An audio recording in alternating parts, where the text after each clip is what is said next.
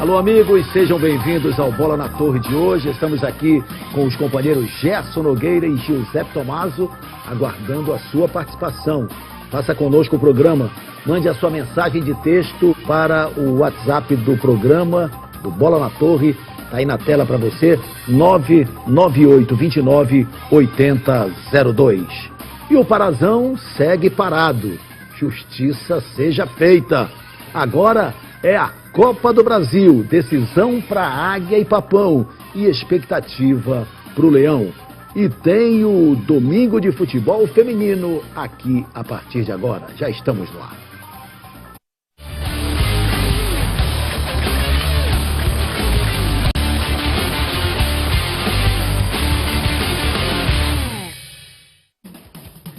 Vamos falar do Campeonato Paraense, lembrando que no final do programa vamos sortear um kit do Troféu Camisa 13. Aí está o kit dourado do Troféu Camisa 13 ano 30, que aliás na sexta-feira divulgou a sua seleção. E nós vamos então sortear um kit entre aqueles que participaram conosco. Teremos um contemplado deste kit. Deixa eu até aproveitar logo para lembrar a seleção do Troféu Camisa 13. A seleção que foi divulgada na sexta-feira, escolha pelo voto popular. Elias Kurzel, Daelson, Genilson, o Marlon e o João Paulo, o Shoa, Ricardinho e o Bacas, além do José Aldo, Brenner e Joel.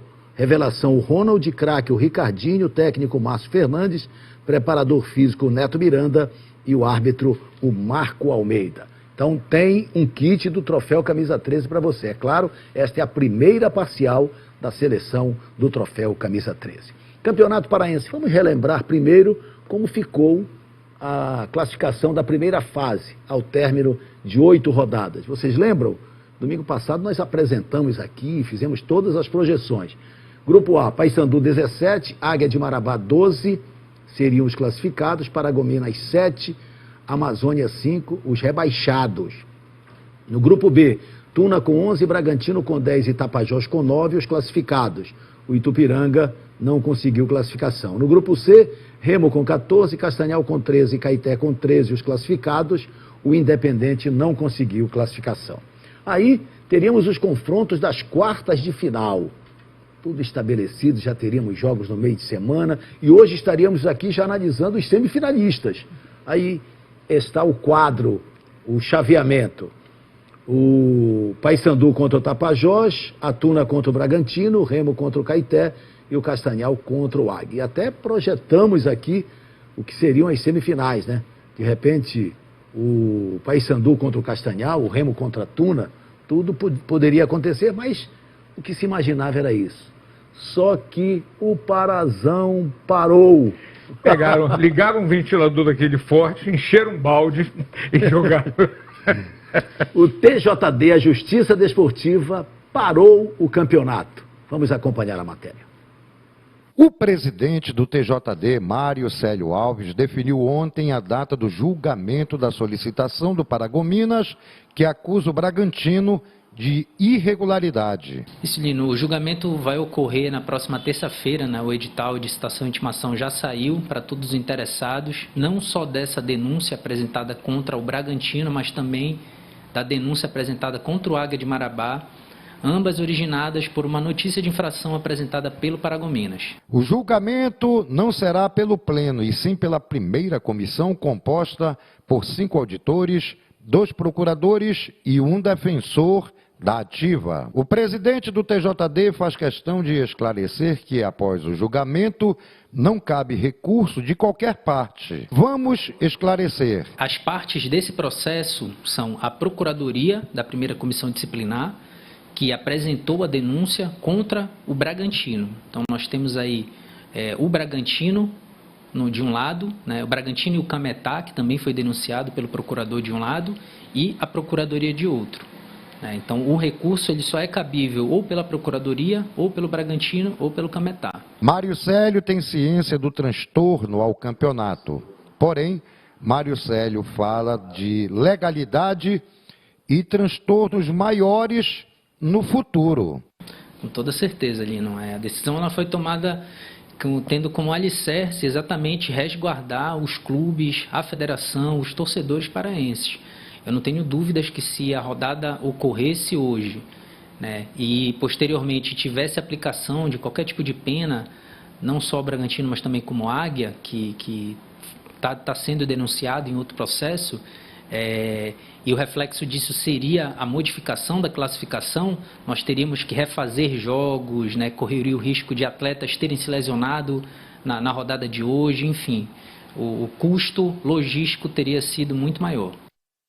Na verdade, isso tudo provocaria mudança no chaveamento e até no rebaixamento, se fosse o caso. Só que o Águia de Marabá e o Bragantino entraram com um pedido de revisão que será julgado amanhã, mostrando a necessidade da nulidade da punição dos dois atletas, tanto do Atos quanto do Guga, porque eles não foram notificados, eles foram julgados à revelia, mas sem receberem a notificação. E isso provocaria, claro, a nulidade da pena, ou das penas. E se isso ocorrer, o objeto do julgamento de terça-feira cai por terra. Então amanhã haverá também numa comissão disciplinar este julgamento que pode trazer de volta o campeonato antes mesmo do julgamento de terça-feira. Além do que, né, Guerreiro, os clubes solicitaram ao TJD a informação e que não foi repassada, né? Sim, sobre a punição ou não dos jogadores. O presidente do Bragantino disse isso várias vezes, né? Reiterou que comunicou, solicitou à federação um esclarecimento sobre o assunto e não recebeu resposta. Aliás, temos aqui o presidente do Bragantino falando sobre o tema. No dia 14 de janeiro de 2022, o Bragantino mandou um ofício direcionado à Federação Paraense de Futebol solicitando para verificar os atletas abaixo relacionados, para verificar se eles tinham alguma irregularidade e que se encaminhasse ao TJD para que o mesmo desse um posicionamento à resposta ao ofício que o Bragantino estava enviando. A federação recebeu nessa mesma data e reencaminhou ao TJD. O TJD recebeu este ofício no mesmo dia, no dia 14, via e-mail. Voltei ao TJD, onde solicitei a resposta do ofício novamente, e no mesmo dia, no dia 3 de março desse mês, a gente foi comunicado que o jogador Atos a gente tinha que cumprir umas punições que tinham sido pego nos anos anteriores. E com isso, o Bragantino automaticamente, a partir daquele momento, avisou o atleta e suspendeu ele das partidas. O Bragantino tem a plena certeza que fez junto com o Águia também fez a coisa certa, e a gente vai acionar, se defender junto ao TJD. E essas defesas estão prontas, inclusive, para esse julgamento de amanhã. O Remo colocou uma nota com relação à suspensão do Campeonato Paraense, o Paysandu também colocou nota, aliás, vários clubes colocaram notas oficiais, está aí a do Clube do Remo, informando o Campeonato Paraense e a suspenso. Suspensão da venda dos ingressos, que... Tudo, né? A informação exatamente constando isso. Outra, a do Paysandu, que comunica a mesma coisa, a suspensão do Parazão após decisão do TJD, atendendo a liminar do Paragominas. Amanhã, então, nós teremos este primeiro julgamento que pode resolver. E aí, de repente, a Federação Paraense de Futebol pode, inclusive, já marcar jogos para quinta-feira. Não de Paysandu e Tuna, mas o Remo, por exemplo, pode jogar em Bragança. Adiantar, né? Já na quinta-feira. Vai ganhar tempo. A Tuna poderia jogar na sexta, porque ela joga na terça pela Copa do Brasil. O Paysandu, como joga na quarta, jogaria no sábado.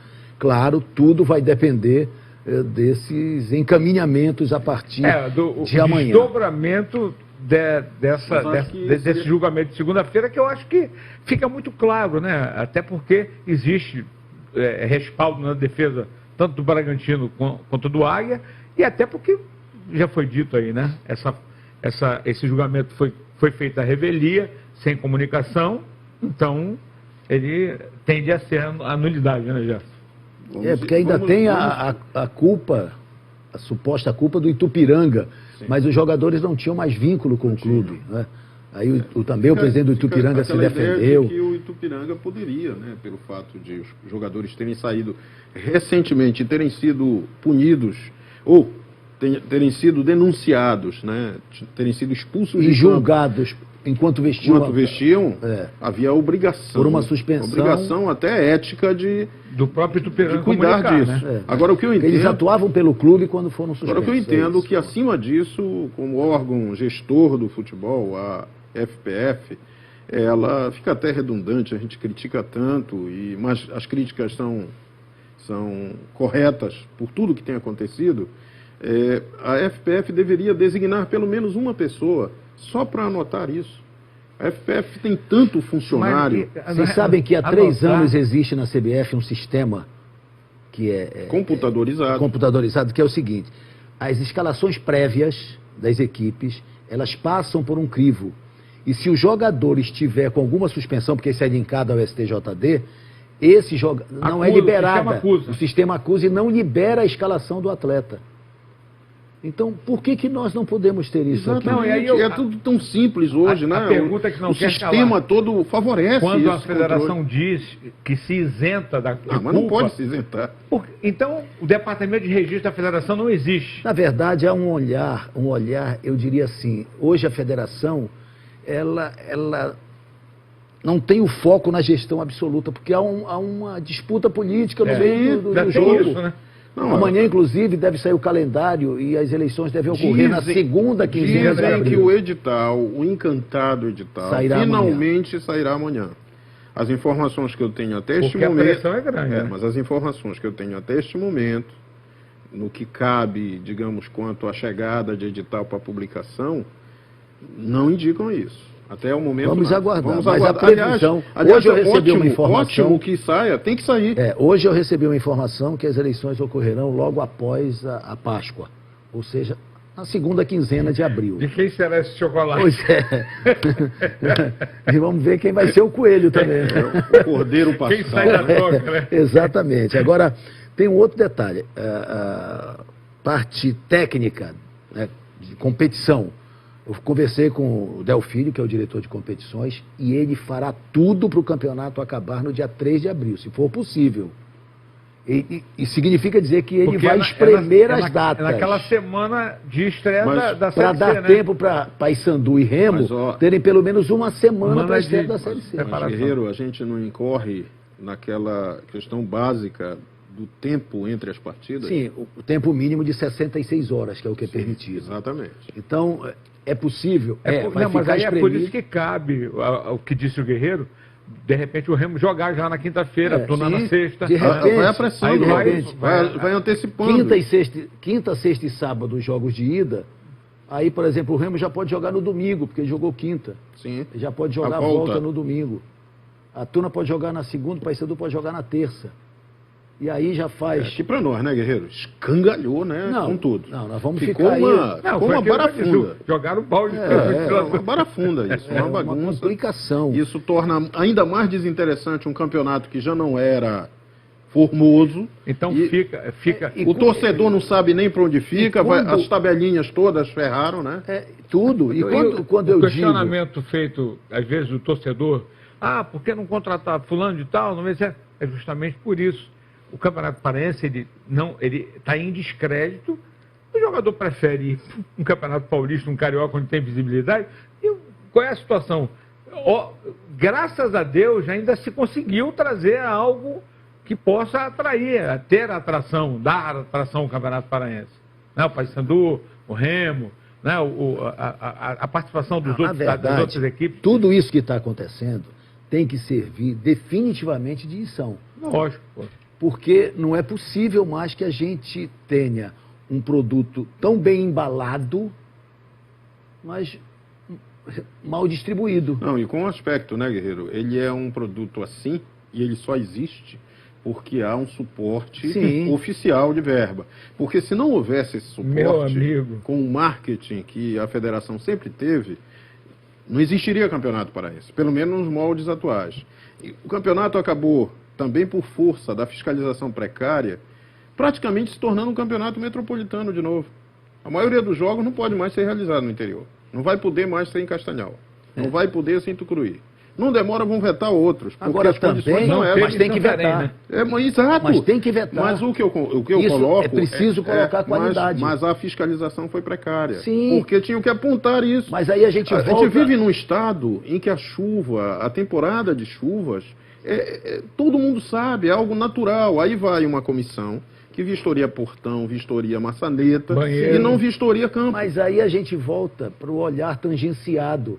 Quando a federação não está focada, desfocado, você não está com foco absoluto na gestão, porque tem uma eleição e isso está sendo postergado, Alguém e tem briga na puxa pra cá, justiça, outro puxa e pra outros ali. têm que olhar para lá, você acaba deixando de olhar o seu principal produto, que é o campeonato estadual.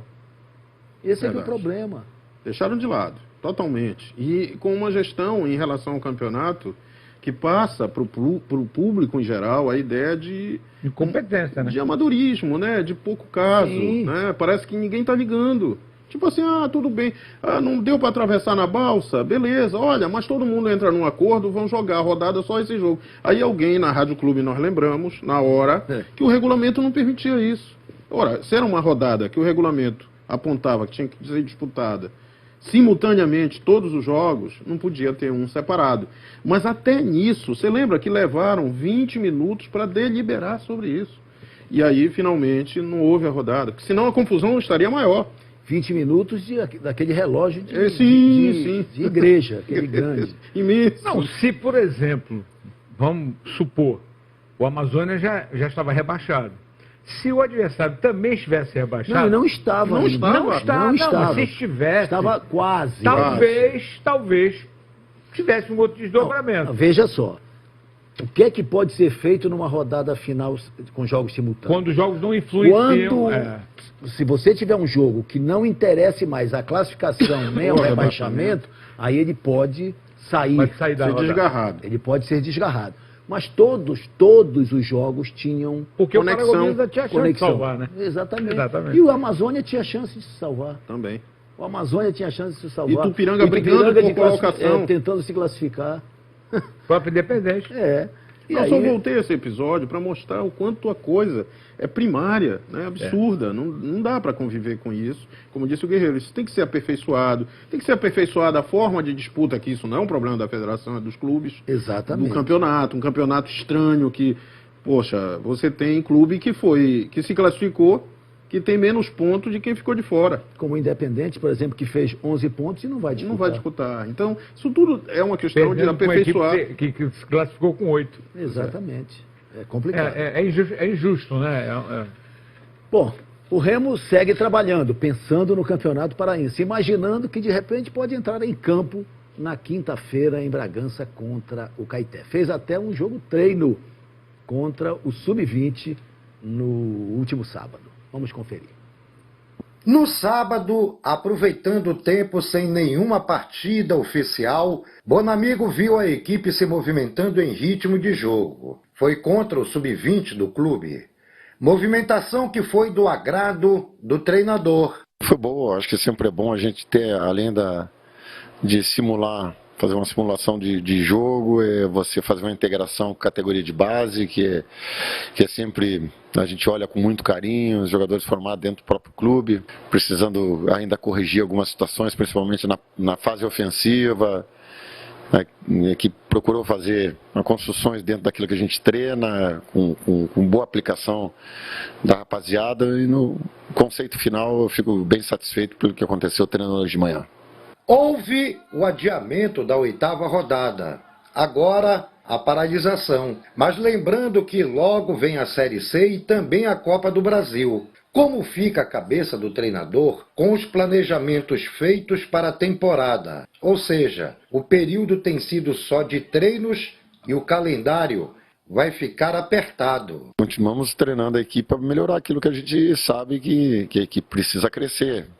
É evidente que você manter a competitividade, continuar jogando sempre é importante, mas treinamentos também são importantes para você poder corrigir aquilo que às vezes tu não tem tempo. E quanto ao elenco, Brenner e G2 estão no DM e com uma longa previsão de retorno. Eric Flores também vem de contusão, além de baixa no elenco como Veraldo. Será que são situações que levam o técnico a repensar o elenco com novas contratações? Para a Série C é evidente que nós temos necessidade até pela dificuldade da competição, a gente buscar jogadores com um perfil um pouco diferente que nós apostamos nessa primeira início de projeto. O Remo é o único clube invicto no Parazão. Foi o primeiro da sua chave e se dará o luxo de decidir a vaga para a semifinal em casa. Mas mesmo assim o técnico vem convivendo com algumas cobranças vindas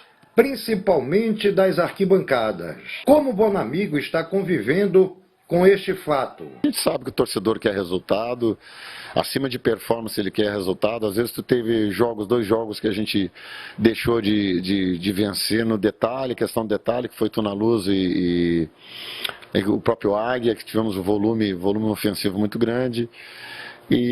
Mas amadurecendo, porque a gente sabe que esse campeonato ele começa a se decidir realmente na segunda fase. É verdade, o campeonato agora entra num outro momento, quer dizer, espera-se. É outro campeonato, né? Que realmente, agora, mais do que nunca é outro campeonato mesmo. Que comece o campeonato. Sobre a Série C, o Remo realmente vai contratar pelo menos 7 jogadores. Já está certo o Vanilson, que finalmente virá para o Clube do Remo. Encantado. Lucas Tocantins deve voltar para o Clube do Remo. Embora não tenha confirmado. Né? Mais um meia. Mas é uma boa. Mais um meia, um atacante, um lateral esquerdo. Pode. Não é assim, uma aposta minha, pessoal, mas acho que está contratado, tá? Matheus Alessandro. Pode anotar esse nome aí. Matheus Alessandro. Meia do Boa Vista. Jogador revelado pelo Fluminense de Xerém. Tá? É o meia. O Remo vai contratar um meia. Não, o Remo já tentou trazer ele, o Boa Vista não liberou. Eu acho que ele vem para a Série C. Muito bem, então o Remo vai efetivamente se reforçar. E quanto ao jogo treino de ontem, os titulares, os profissionais venceram o Sub-20 por 8-0. O Raul fez 3 gols, Flores fez 2, o Curuá fez 2 e o Mafra fez 1. Então, serviu para movimentar. Como disse o Bonamigo, colocou o time em movimentação. Aí o Remo só tem Copa do Brasil depois do Campeonato Paraense. A partir do dia 15, a partir da segunda quinzena de abril. 20 de abril, parece. Muito tempo parado, né? Ele tinha que movimentar aí, rapaziada. Até para ver condições também, né? O Eric tá voltando, né? Veio daquela lesão. Isso. Quer dizer, o Remo, de todos, foi o que mais foi beneficiado. Por exemplo, é provável que o Brenner tenha chance ainda de entrar no segundo jogo contra o Caetano. Se for quinta, eu acho que ele não joga. Não, o primeiro não, mas o jogo da volta. Não, o jogo da volta, é isso que eu digo. Ele fará. O G2, na verdade, só em maio. Não, só em maio. Final de abril, início de maio. Só com a Série C em andamento, né? Só com a Série C em andamento. Nem joga a Copa do Brasil. Nem joga a Copa do Brasil. Por isso que eu acho que o nosso glorioso Matheus Alessandro... Eu vi ontem, vocês viram ontem o Boa Vista Fluminense ontem? Um pedaço do jogo. Foi o craque do jogo, cara. Não, ele é bom jogador. Excelente. De qualidade, tudo. E...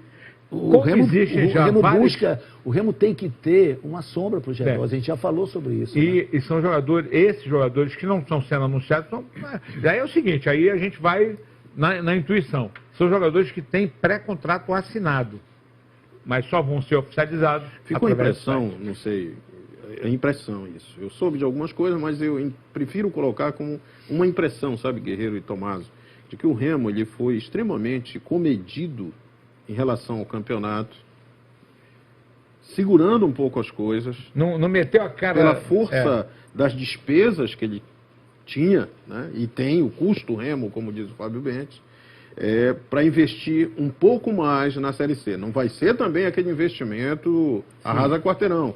É porque o Remo realmente sofre a pancada do rebaixamento. O problema do Remo é que as apostas não vingaram. Não vingaram. E aí a torcida ficou incomodada. O Remo já dispensou, já liberou três jogadores. Né? O Juan, e seguramente o Paulo Henrique será liberado. Se vem um outro lateral esquerdo, o Paulo Henrique vai sair.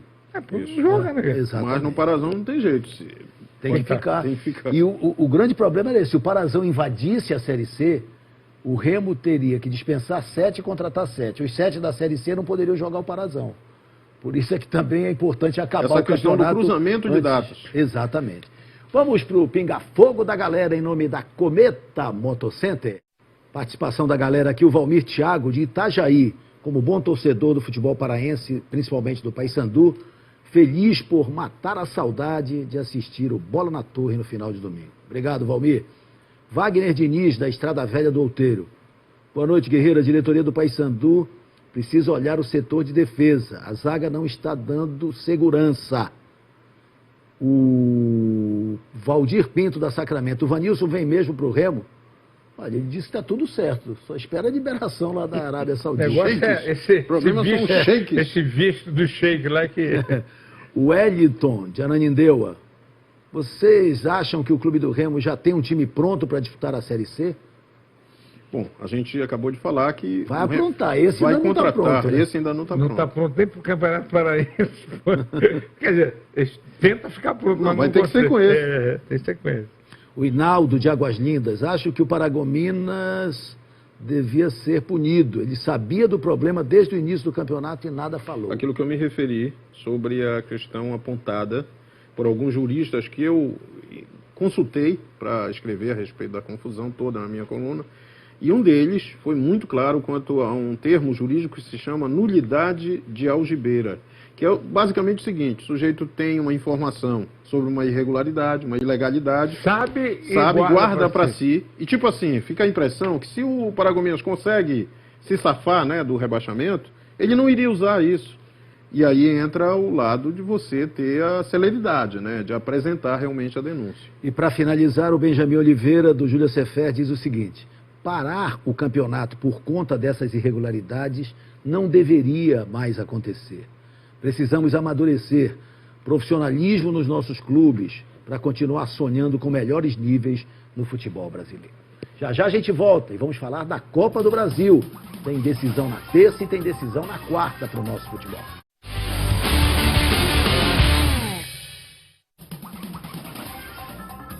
Copa do Brasil 2022, Tuna e Paysandu vão jogar neste meio de semana.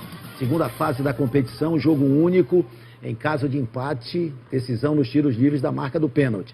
Na terça-feira, dia 15, 21h30, Ceará e Tuna.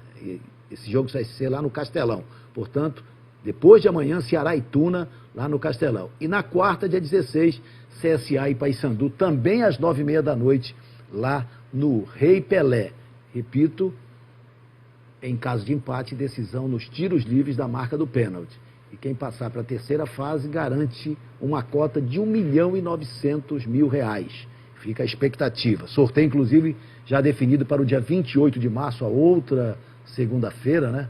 Daqui a 2 semanas, né? 2 semanas. Dia 28 de março, então, teremos o sorteio para a terceira fase, que será disputada a partir da segunda quinzena de abril. Terça-feira, a Tuna vai jogar contra o Ceará no Castelão. Vai viajar amanhã a Cruz de Malta para esta decisão. Vamos conferir a matéria. A Tuna chegou a se deslocar até Bragança. Dormiu na cidade e teve que retornar ontem de manhã. Foi uma maratona em vão. Verdade, difícil porque a gente só ficou sabendo, né, da paralisação do campeonato depois que a gente chegou lá. A gente tinha feito uma viagem desgastante, até porque a gente treinou pela manhã. Mas não tem nada que se possa fazer, já aconteceu. Agora é virar a chave, mudar o foco, que tem uma decisão aí pela Copa do Brasil agora. Mas se não tem Parazão, tem Copa do Brasil. Será na próxima terça-feira, dia 15. Então é cumprir este planejamento. Quanto ao Parazão, os jogadores lamentam. A gente fica naquela dúvida, né? Até porque o campeonato já vinha no embalo, jogamos domingo, tivemos, graças a Deus, um bom resultado. Aí já fica naquela expectativa de na quarta já fazer um bom jogo, já um jogo de mata-mata, mas isso faz parte. E agora é a gente focar na Copa do Brasil, que a gente já vai ter aí na terça, se eu não me engano, ficou confirmado. Na Copa do Brasil, na próxima terça-feira, a Tuna terá pela frente o Ceará. O caldo engrossa, pois trata-se de uma equipe da Série A. Então, como os tunantes estão encarando o adversário? Sem falar que a Tuna será a visitante. A concentração tem que estar lá em cima, né? Para o jogo do Ceará, a gente sabe que é time grande, como você falou, time de Série A. Então a gente espera fazer um bom jogo, espera mais uma vez fazer história. Já fizemos como no primeiro jogo contra o Novo Horizontino. Então a gente espera fazer história mais uma vez contra a equipe do Ceará, que a gente sabe, como te falei, vai ser difícil, mas a gente espera passar e fazer história de novo. Estava olhando aqui, nós já tivemos 6 jogos nessa segunda fase da série da Copa do Brasil. Dos 6, 4 foram decididos nos tiros livres da marca do pênalti. 4 dos 6. O Ceará é de Série A, mas o Ceará, por exemplo, no Campeonato Cearense não chegou nem nas semifinais. Está muito bem na Copa do Nordeste, mas não está bem, não foi bem no Campeonato Cearense. Por que a Tuna não pode surpreender? Verdade. É verdade que o Ceará é favorito, ninguém vai negar. Pode muito, né? Ninguém pode negar que o time alencarino é um time numa outra prateleira. Não, patamar acima, né? Exatamente, mas a Tuna aprontou para cima do Novo Horizontino e por que não pode? Como diria o célebre China Juarez Soares, né? O jogo é jogado, lambaria pescada. Ou tambaqui é pescado. Tambaqui, para lembrar o tucunaré. Ou tucunaré. Eu sei que você vai sentir, mas você viu o Cledson jogando com 80 quilos no meio campo da Juazeirense? E jogando bola. Jogando bem. Muita bola. E o VAR ganhou nos pênaltis. Né? Exatamente. Empatou. Exatamente. Quantos grandes ficaram? Grêmio, Internacional, Vasco? Na primeira fase ficaram logo 16 times tradicionais do futebol brasileiro. Times de Série A. Agora na segunda fase já começaram a cair outros aí. Então não tem, a Copa do Brasil, ela Havaí tem esse perdeu condão. Com a Ceilândia mesmo, 2-1. Então a Tuna pode sim aprontar. Tem a experiência do Léo Rosa, tem a experiência do Paulo Rangel, do próprio Jair, Edinaldo misturado, enfim. É um time que o goleiro Vitor que pode ser tem um Lucão que foi muito bem no jogo contra o Novo Horizontino. Muito goleiro bem, o bom goleiro. Vitor Lube. É claro. Agora tem que você respeita o Ceará, mas não teme. Não vai querer sair, pô. Sair na doida, cara, né? Não. Tem que jogar sabendo das suas limitações para poder. E aqui para nós, a responsabilidade lá é toda do vovô Alencarino. Exatamente. Né? Deixa ele vir. E vamos fazer o nosso aqui. Bota aí o Jaiminho para correr numa bola perdida dessa aí. Eu queria abraçar meu amigo João Armando, que está nos acompanhando, Nicolau Crispino, em Macapá. Igor Marques, queria registrar aqui, hora dos abraços, né, Gerson? Mas eu queria fazer 2 registros. Primeiro, ontem a Manuela, filha do nosso querido Pop, o Lucivaldo Souza, completou 18 anos. Ela é remista, está lá em João Pessoa assistindo o programa. E ontem eu tive a alegria, a satisfação de estar presente no aniversário da dona Odaleia Lobato da Cunha, a dona pequenina que completou 100 anos de idade. Que emoção! Meu amigo Jorge Portugal já tinha me levado em Santarém há alguns anos num aniversário centenário. Você relatou. Eu relatei aqui. E ontem eu tive esta alegria de abraçar a dona Odaleia, seus filhos, netos, bisnetos, tataranetos, a saudade ainda da perda recente do nosso querido Lalá, um dos filhos da dona Odaleia, mas seguramente ela mostrando a fortaleza e de uma vitalidade, de uma saúde impressionante. Uma bênção, né? É uma bênção. A ela, o nosso abraço, a nossa dedicatória. O programa de hoje é dedicado a ela por essa lição de vida espetacular. Posso incluir aí a minha velha Com certeza, Gerson. Benedita, lá em Baião, 90 anos. Neste dia 11, agora sexta-feira. Pô, então tá chegando. Tô confiando aí nessa linha genética. Aí, meu irmão Edmilson, que foi no dia 7 de março. É uma família quase toda de piscianos, né? E o Edmilson foi agora no dia 7, a mamãe, dia 11. Meu beijo e desejo de vida longa. Vida longa. É isso, vida longa, cheia de saúde, com certeza. E o Paysandu? O Paysandu já viaja esta madrugada para Maceió, já faz trabalho físico amanhã no hotel, faz treinamento no CT do CRB na terça para jogar quarta noite contra a equipe do CSA. E fez um jogo treino também no sábado contra o Sub-20, meteu 5-0. Às vésperas de uma partida decisiva pela Copa do Brasil, Marlon e Márcio Fernandes só viram aspectos positivos. Sabe a importância desse jogo, né, para o clube, para os jogadores, para todo mundo, né? Então, a torcida é muito importante e hoje, como sempre, compareceu. Sempre a presença do nosso torcedor é importante, né? Além da cobrança, há uma confiança para os jogadores, né? E sempre isso traz coisas boas. Os bicolores enfrentam o CSA na próxima quarta-feira, às 9h30 da noite, em Maceió. E vieram de um tempo considerado só de treinos, pois o Parazão foi suspenso. Suspensão que ainda é comentada pela Cruzô. A gente queria os jogos, né, na quarta de finais. Hoje a gente podia estar comemorando uma passagem para a semifinal, né? Mas a gente veio pelo lado bom, a gente teve mais tempo para descansar, para trabalhar o time. Tivemos um tempo maior para que a gente pudesse preparar algumas jogadas, preparar algumas marcações. Então, depende do lado que você observar. A partida contra o CSA será jogo único e sem vantagem para ninguém, pois em caso de empate, a decisão da vaga será nos pênaltis, mas o Paysandu será visitante. Como treinador está vendo este confronto? Você sabe que a equipe que você vai enfrentar é uma equipe muito qualificada, que você não pode errar, né? Às vezes, num jogo que você erre, às vezes não sofra o gol, com uma equipe qualificada como a do CSA, você minimizar um máximo os erros para que você tenha chance durante a partida, né? E o que pensa o técnico quanto à sua formação? A resposta: Márcio Fernandes guarda 7 chaves, mas ganhou mais uma opção como Serginho, que vai poder fazer sua estreia. O Serginho é um jogador que começou comigo na base do Santos. Conheço bem o seu potencial, sei das condições que ele tem para nos ajudar. Como você falou, é um jogador muito inteligente, que tem realmente muita qualidade e vai nos ajudar muito dentro do campeonato, tanto na Copa do Brasil como na Série C e no nosso Campeonato Parazão. Aliás, o Serginho chamou muito atenção no treino de ontem, no jogo treino contra o Sub-20, foi muito bem, fez um golaço. Aliás, o Paysandu fez um jogo treino com a presença do torcedor, com ingressos através de 1 quilo de alimentos não perecíveis. Foi uma movimentação boa, belo gol do Serginho, belo gol do Ricardinho, o Toscano, o José Aldo e o Renan completaram a goleada.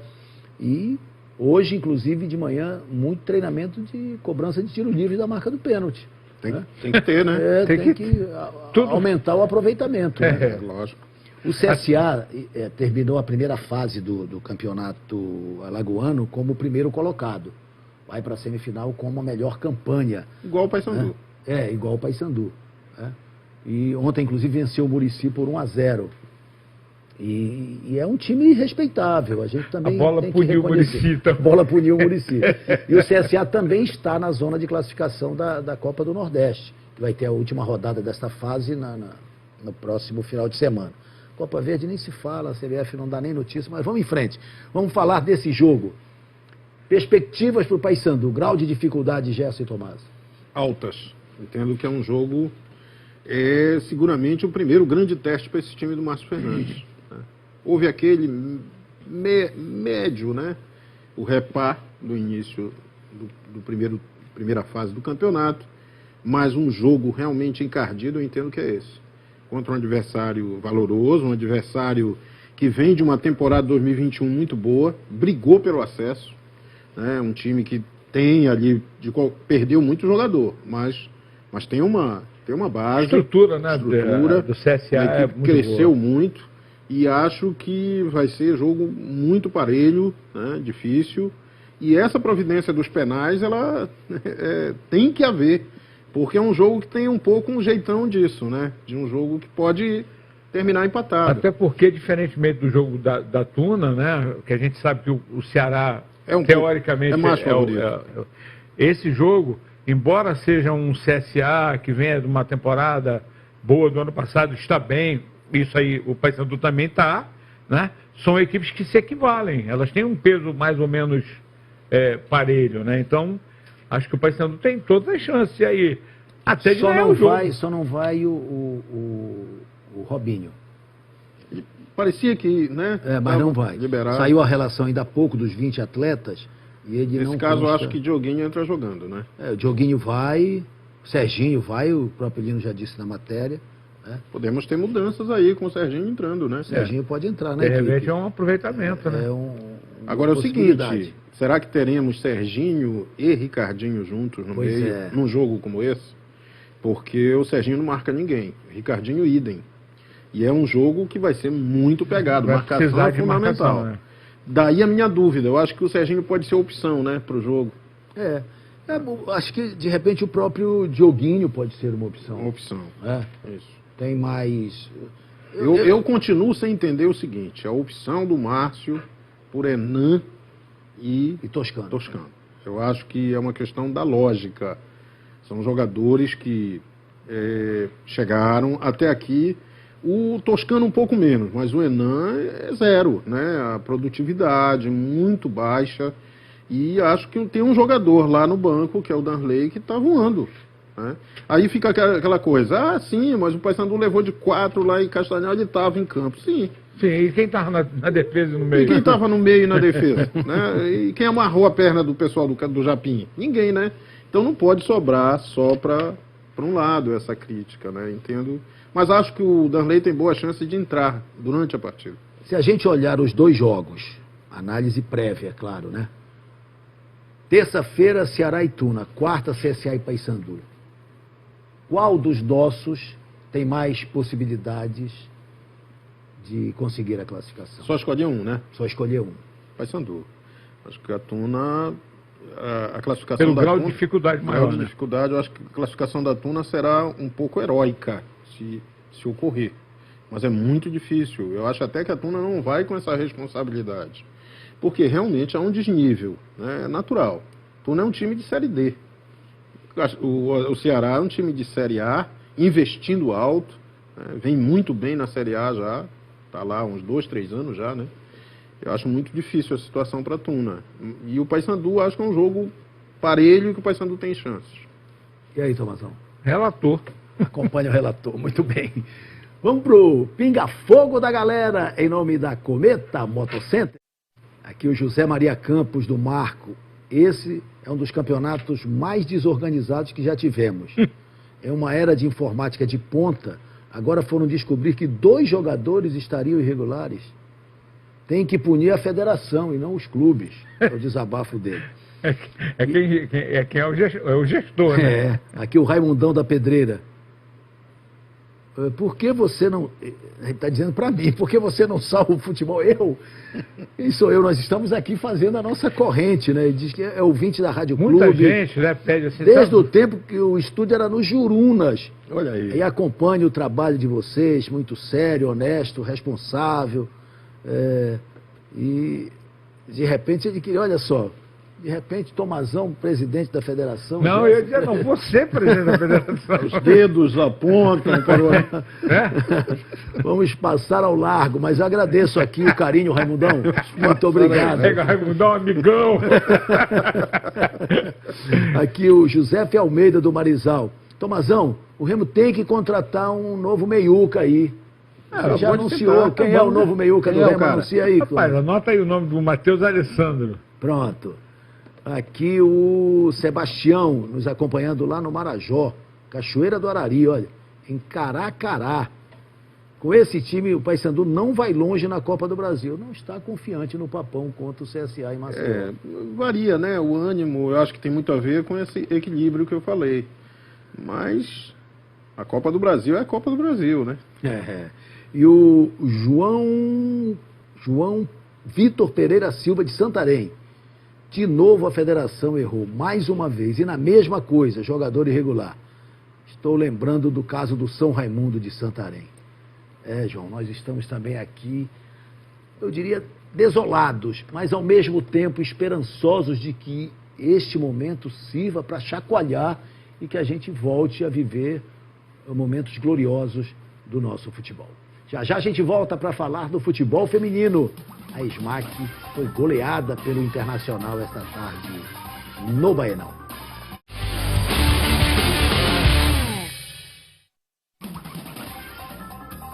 Um domingão de futebol feminino. Nós tivemos pela manhã no Souza o torneio Graciete Maués, com a participação de 6 equipes. Remo e Paysandu foram para a final, empataram em 1-1 e nos pênaltis o Remo ficou com o título. E pelo Campeonato Brasileiro da Primeira Divisão, no Baenão, com muita chuva no primeiro tempo, a SMAC não suportou o Internacional. Foi goleadas. A equipe gaúcha meteu 4-0. Vamos ver os gols da partida? Vamos conferir as imagens do jogo. No segundo tempo, já com o campo melhor. No primeiro tempo... Foi mão ali, não? Não. Aí, belo gol marcado aí pela Duda. Aí, começou. Foi logo no início do segundo tempo. Primeiro tempo, o jogo teve 17 de acréscimo, porque ele teve que ser paralisado por causa da chuva. Aí a Duda fez 1-0. A Mai vai fazer 2-0. Olha esse gol. Colocada a bola, hein? Lembrei da Rascaeta. Que beleza de gol. Terceiro gol, marcado pela Biazinha. Olha só. A Beatriz não perdoa.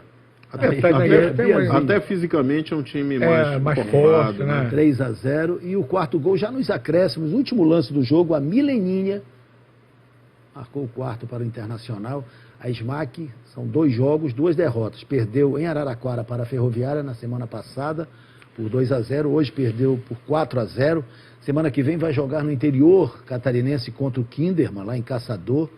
E daqui a 15 dias vai receber o São José, de São José dos Campos, no quarto jogo. É bom lembrar que nessa primeira fase são 15 rodadas, são 15 jogos, são 16 equipes disputando a competição e se classificam 8. É um começo ruim, realmente. 2 derrotas. E dentro de casa, assim, 4-0. Mas o jogo de hoje expôs um pouco esse desnível, né, natural, que a gente vê no futebol feminino no Brasil. E eu acho também que não pode servir para SMAC esmorecer. Começo, né? São 15 rodadas, como você falou. Tem oportunidade, vai pegar equipes também mais do top dela e pode se recuperar. Exatamente. Bom, vamos para o sorteio ou para a apresentação do vencedor. Já chegou aqui. Está aí o kit do Troféu Camisa 13 para a gente mostrar mais uma vez e anunciar o vencedor do kit. Atenção, atenção. Estélio Ribeiro de São Brás ganhou o kit do Troféu Camisa 13 deste domingo no Bola na Torre.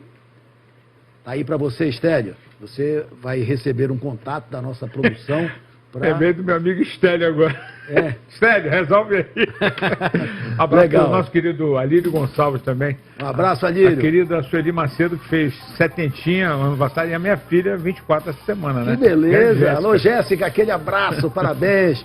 Torcedora do Papão, a Jéssica, sempre nos acompanhando. Tomazão, um abraço, Jéssica, obrigado.